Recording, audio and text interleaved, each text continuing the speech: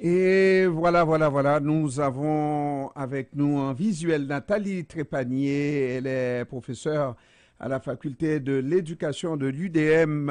Bon après-midi, Madame Trépanier. Bonjour. Ça va bien, donc c'est un retour en classe assez bizarre qui va se faire dès demain.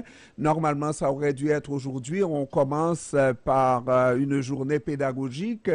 On se demande comment ça va se préparer puisque les enseignants baignent totalement dans l'inconnu par rapport au changement que veut apporter le ministre, surtout les mesures pour permettre à ces élèves de se rattraper, de faire un rattrapage par rapport aux 24 journées manquantes au cours de la grève. Alors, ça vous indique quoi, Madame Trépanier, vous?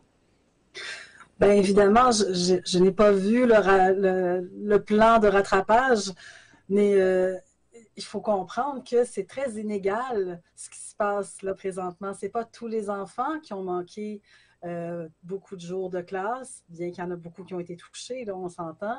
Et l'impact que ça va avoir sur chacun est très différent selon aussi le degré de réussite de l'enfant, disons ses capacités d'apprentissage, puis disons même de résilience dans certains cas. Donc, il y a des enfants, même à Montréal, qui ont presque pas manqué de jours de classe parce que, selon l'endroit où ils sont scolarisés, ils n'étaient pas touchés. Maintenant, quand on est dans les écoles où on est touché, bien évidemment, là, ça touche beaucoup d'élèves. Puis, il va y avoir des défis sur le plan des choix pédagogiques à faire, c'est-à-dire que on peut pas tout enseigner, puis on peut pas tout rattraper. Hein. Je donnais un exemple tout à l'heure, puis je sais pas s'il est bon, mais euh, c'est par exemple si je mange moins une journée, je vais pas manger en double le lendemain, puis je vais me sentir bien. Là, ça marche pas comme ça l'apprentissage. On va pas juste remplir les enfants un peu plus en rattrapant les contenus. Donc ça veut dire qu'il faut prendre le temps de bien cibler ce qu'on va faire avec eux, puis surtout les objets, donc des programmes qui sont essentiels. Et là, le problème, c'est que on comprend très bien, ça serait du bourrage de crâne, comme on dit, n'est-ce pas, de vouloir permettre à ces enfants, ceux qui ont manqué le plus de journées d'école, leur permettre, faire en sorte qu'ils rattrapent tout ça en très peu de temps. Par contre, le problème, c'est que les enseignants disent déjà non à certaines possibilités, entre autres de ne pas avoir d'examen en fin d'année, n'est-ce pas? Entre autres, d'éliminer des journées pédagogiques, etc., pour permettre des journées de rattrapage, etc. Donc, c'est inégal, mais on n'a pas une direction fixe non plus, dépendamment qu'on soit du côté des enseignants ou du côté du ministère de l'Éducation. Ben, en fait, je vous dirais pour le calendrier puis les journées pédagogiques et tout ça, d'abord, il faut voir les fonctions des journées pédagogiques. C'est pas des vacances, bien que ça peut être perçu comme ça de la part des gens qui sont pas dans le milieu, mais je pense qu'il faut bien faire attention aux fonctions de ces journées-là là, qui sont vraiment dédiées à préparer l'enseignement, etc., là, la correction, etc. Par contre, ce qu'il faut avoir en tête, c'est que, comme je disais tout à l'heure, le calendrier, ben, c'est pas parce qu'on, si on ajoute des heures dans la journée, ça peut créer d'autres problèmes. C'est-à-dire au niveau de la logistique, ne serait-ce que du transport, parfois avec le travail ou les services de garde. Donc, ça peut créer d'autres problèmes qu'on voudra peut-être pas avoir en même temps. D'une part. D'autre part aussi, le calendrier, ce à quoi il faut faire attention, c'est le fait que euh, il reste quand même plusieurs mois d'école. Les enfants, on n'est pas en temps de pandémie. Là. Au niveau de la pandémie, c'était beaucoup plus grave, à mon avis. Là, on en a manqué beaucoup. Les enfants ont manqué beaucoup de temps de classe. Si en plus on a affaire à des enfants qui n'ont pas eu leur titulaire de classe ou qui ont eu, parce qu'on a affaire à une pénurie d'enseignants en même temps, ben, nécessairement, ça vient rajouter en complexité pour la suite des choses aussi. Mais si on compare à la pandémie, c'était beaucoup plus intense, disons, comme manquement, parce qu'il y avait toute l'insécurité sociale qui est instaurée autour de ça, puis peut-être les drames familiaux dans certains cas aussi.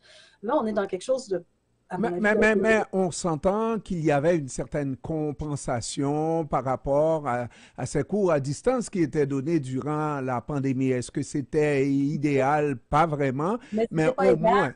Hein? Oui, mais c'était pas partout égal. De la même façon que on voit là, au niveau de la grève, les effets seront pas égaux chez les enfants parce que effectivement, selon aussi les opportunités d'apprentissage à la maison, vous savez, c'est pas parce qu'on va pas à l'école quand on est un enfant qu'on n'apprend rien dans une journée. Là, on va dire oui, il passe trop de temps à l'écran. Peut-être, mais ça ne veut pas dire qu'ils n'apprennent rien hors de l'école, les enfants. Hmm. Maintenant, par rapport au programme, ce à quoi il faut faire, à mon avis, très attention, puis là, je ne suis pas le ministère de l'Éducation, mais c'est au niveau des examens de sanctions, parce qu'il faut vraiment s'assurer qu'avant de sanctionner, c'est-à-dire de donner la diplomation, par exemple, à certains élèves et tout ça, il faut vraiment s'assurer que les contenus ont effectivement été abordés et compris. Il est très Parce que d'un autre côté, le secteur privé a tout assimilé, n'est-ce pas? C'est pas là où ça a été presque égal pour tout le monde, secteur public, secteur privé, avec la pandémie, on avait le même ou la même problématique. Mais là, cette fois, c'est une grève dans le secteur public et le secteur privé tel que moi je le conçois aujourd'hui. Je me dis, on est plus en sécurité, entre guillemets, parce que les enseignants n'étaient pas en grève et il y a beaucoup moins de risques que les enseignants du secteur privé soient en grève. Est-ce que ça n'a pas, cette grève-là n'a pas mis à nu les difficultés du secteur public par rapport au secteur privé? ben, en fait, c'est toujours au niveau des inégalités sociales. Hein. L'école, j'ai des collègues qui parlent de l'école à trois vitesses. Moi, je parle de la société à trois vitesses et c'est ça qui se répercute à l'école. Il y a des écoles publiques, moins dans la région de Montréal, mais un peu plus à l'extérieur de la région de Montréal, qui n'ont pas manqué 24 jours d'école, hein, qui ont manqué beaucoup moins de journées d'école, donc ça paraît à peu près pas finalement. Alors que ceux qui ont manqué une vingtaine de jours, ça paraît, ça va être plus important à ce moment-ci de voir les écarts. Puis au niveau de l'école publique, de privée aussi, il faut voir les écoles, ceux qui ne sont pas syndiqués. Donc c'est sûr qu'il y en a moins, il y en a probablement beaucoup moins qui sont syndiqués. Et donc ça montre toujours le clivage public-privé. Mais en même temps, je fais le pari que l'école publique est capable de faire en sorte que les élèves réussissent dans la mesure où effectivement les gens peuvent travailler à vraiment cibler les apprentissages essentiels à être faits. Maintenant, le type d'apprentissage fait en école publique, privée, ben vous savez, il y a le même programme. Après ça, c'est une question d'environnement, c'est une question de choix des parents, de capacité de payer aussi parce qu'il faut payer. Bon, il y a plusieurs raisons là, qui peuvent faire en sorte. Mais c'est la sécurité de dire est-ce que le diplôme va être meilleur ou est-ce que le diplôme est garanti? Ben écoutez, je pense que ça va dépendre du jeune et de sa volonté de réussir. Mais le diplôme peut-être pas meilleur, mais un diplôme qui mérite plus de respect. Je regarde si on prend deux secteurs, le secteur de la santé versus le secteur de l'éducation. Dans le secteur, au niveau du secteur de la santé, on reconnaît la santé comme un service essentiel. Ça veut dire qu'on ne peut pas débrayer sans regarder les patients qui ont besoin. Il faut prendre en considération certains besoins. Est-ce que ça ne serait pas valoriser davantage le secteur de l'éducation en reconnaissant que c'est un secteur essentiel et faire en sorte qu'il y ait pour l'avenir les mêmes considérations que pour la santé? Ben, c'est une belle question parce que dans les faits, les enseignants ne sont pas considérés comme des vrais professionnels. Puis en même temps, on crie, on clame que c'est un service essentiel.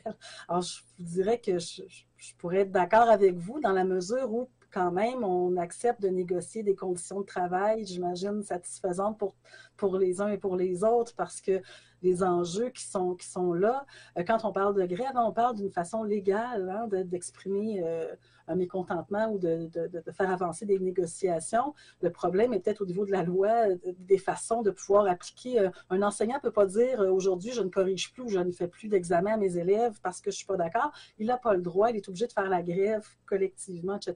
Donc, ça, c'est peut-être un débat plus large, plus social, mais tu sais, en tout cas, je trouve que ça, c'est quelque chose qu'il faut considérer dans l'ensemble aussi. Puis l'autre chose que je pense aussi, c'est qu'historiquement, les enseignants, c'est très particulier parce que je ne sais pas si ça va avoir été réglé cette fois-ci, mais vous savez que les enseignants, si on parle d'étirer le calendrier, des enseignants qui sont non permanents ne sont pas payés l'été. Hein? Donc ça, c'est particulier, la situation des enseignants, là. Les gens qui disent, ouais, ils sont en vacances et tout, mais la situation même des gens qui sont dans les milieux, c'est pas nécessairement si simple. Donc j'imagine que du point de vue patronal, là, je suis pas de ce côté-là, mais vous comprenez que ça doit avoir des enjeux aussi. Fait que, est-ce que les enseignants ne devraient pas faire la grève? Je suis mal placée pour le dire, mais je pense qu'il faut faire attention à comment on traite nos professionnels, autant au niveau de la santé qu'au niveau de l'éducation, parce que c'est des gens importants. Puis ben, c'est nos enfants, là, au final, qui en profitent. Vous avez tout Donc, à fait raison lorsque vous parlez d'une société à trois vitesses, mais c'est le droit de ceux qui ont aussi les moyens avoir à protéger leurs enfants, à mieux les préparer. Et si on se dit que dans le secteur public, il risque d'y avoir des grèves à répétition ou plus de grèves, on pourrait avoir tendance à vous envoyer son enfant à l'école privée, n'est-ce pas? Alors sur ce, on va vous remercier. Nathalie Trépanier, professeure à la faculté de l'éducation à l'UDM. Je vous remercie, Madame Trépanier, d'avoir pris du temps de nous expliquer la problématique. Merci beaucoup. merci, bonne soirée. Merci, au revoir.